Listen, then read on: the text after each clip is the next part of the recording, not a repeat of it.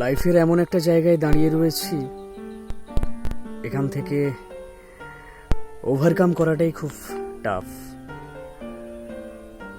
নিজের মনের মধ্যে কিছু কষ্ট রয়েছে।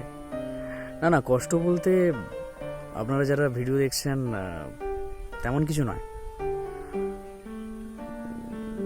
আমাদের দেশে যারা আজকাল একটু সচেতন, যে সমস্ত ছেলে মেয়েরা তাদের নিজেদের ক্যারিয়ার নিয়ে, আমি সেই ক্যারিয়ার নিয়েই কথা বলতে চাইছি। বাবা আমার রিক্সা চালান,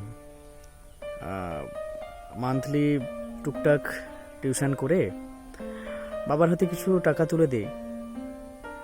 তাও বাবাকে দেখে মনে হয় বাবা কিন্তু ওই টাকায় নয়, অ্যাকচুয়াল বাবা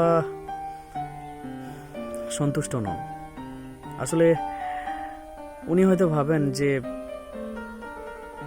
ছেলে গাদা গাদা টাকা ইনকাম করেও কোনো ফায়দা নেই,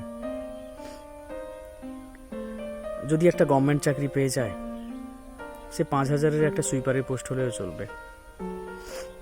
আসলে ওনারও ভালো লাগে না সারাদিন ভাবে ছেলে বাড়ির বাইরে থাকছে রোদে বর্ষায়। আপনারা তো জানেন যে টিউশন প্রফেশনটা কেমন, মানে প্রাইভেটের কথা বলছি।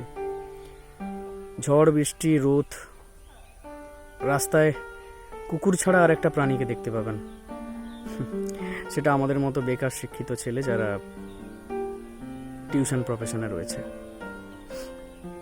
মাঝে মাঝে মনে হয় যে সব কিছু ছেড়ে ছুড়ে চলে যায়, ফের বাবা মায়ের চেহারাটা সামনে চলে আসে।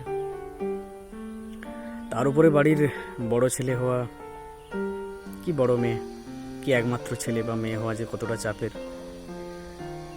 যারা এই জায়গায় রয়েছেন তারা বুঝতে পারবেন।